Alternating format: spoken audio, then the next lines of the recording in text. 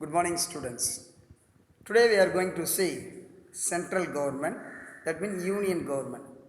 This is a civics lesson number 2.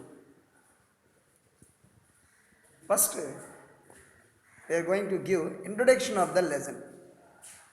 Central government is called as supreme government. Why?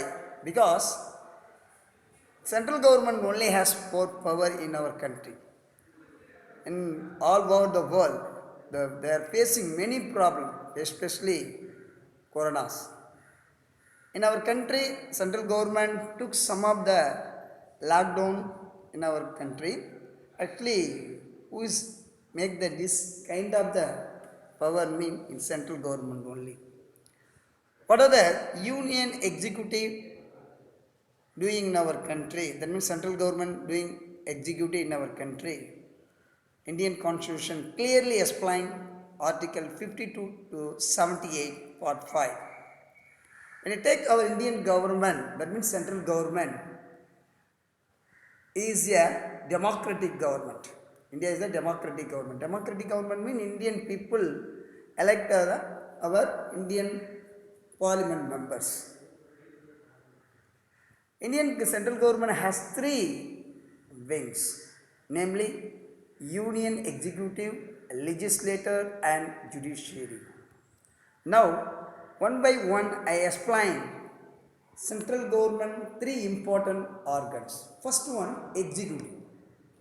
Executive has president, vice president, prime minister and council of ministers. Second organs of central government, legislature. Legislature has parliament. The parliament has two important sabha. One is the Lok Sabha, that means lower house. Another one is the Rajya Sabha. It is the upper house. The Lok Sabha and Rajya Sabha member elected by peoples, especially Lok Sabha only elected by the people. The Rajya Sabha member elected by state assembly. Then how they elected, what are the terms, we will explain next topic. Another important organs of central government, judiciary. Judiciary has Supreme Court of India. You know the Supreme Court where is located. Our Supreme Court located at New Delhi in India. And Chief Justice of India and other judges of India. This is the three important organs of central government. Student, do you know what are the three important organs of central government? What article deal about the central government executive? Everything is explained very clearly. The next topic, President of India. You know the President. President is the first citizen of India. He is a nominal executive of Indian government. He is the supreme commander of the Indian armed force. Armed force means you know there are like Army, Navy, Air Force. And also the president is a head of the union executive. He has a more responsible for Indian judiciary. Article 35 Constitution explain what are the executive power of the President of India. You know the first citizen of and our first President of India, Honorable Dr. Rajendra Prasad. He was the first President of India. The next one, what are the powers and what are the qualification of President of India? One by one I explain. First I explain qualification of President of India, then what are the function and the powers of President of India. First one, qualification for President of India. First, he should be a citizen of India. That's first qualification. He may be born in any part of our India country, like from Kashmir to Kanyakumari or Arunachal Pradesh or Gujarat or wherever he may born. First, he should be a citizen of India. This is the first qualification. Second one, he must completed age of 35 years. That is very, very important. You know that our voting age 18. 18 or 18 completed only you have right to put the vote. Similarly, if you are completed 35 years, you have eligible for President of India. This is the second qualification. Then third qualification, he must not hold any of his profit under the union government, state government or local government. In case we hold any profit under the state or union or local government, he must resign in his post. And third, fourth one, he should be other qualification record like member of Lok Sabha. What are the qualification needed for Lok Sabha members? Similar qualification need for President of India. The next is he or she should be proposed to at least 10 electors.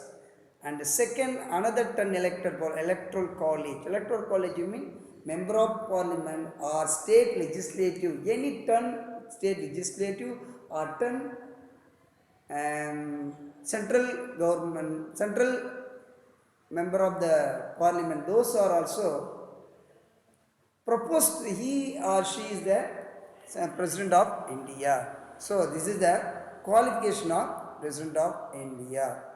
You understand, student? What are the qualification I explained? First, introduction I explained. The next, central government 3 organs are explained. And third one, what are the qualification President of India explained?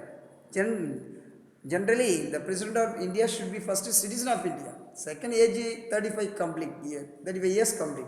And third, I said, he not hold any profit office in the state government or central government or local government. I explained.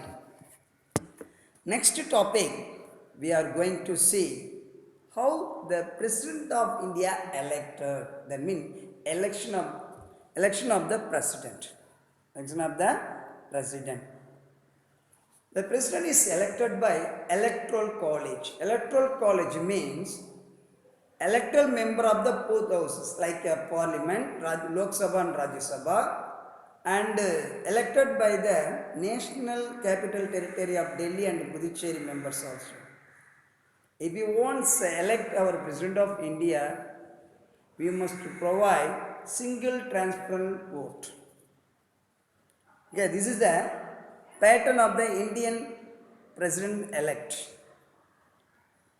Once we elect the President of India, he or she must take oath before the Chief Justice of India. He is only Chief Justice of India only can nominate the President of India. What is the term of the President of India? 5 years. Once you elected for 5 years, again he can elected for another 5 years. This is the election of the president. First qualification we have done. The next, election of president also done. Electoral college, through the electoral college only the President of India elected by the transparent vote. That is very, very important. The next, what are the powers and the function of the President of India?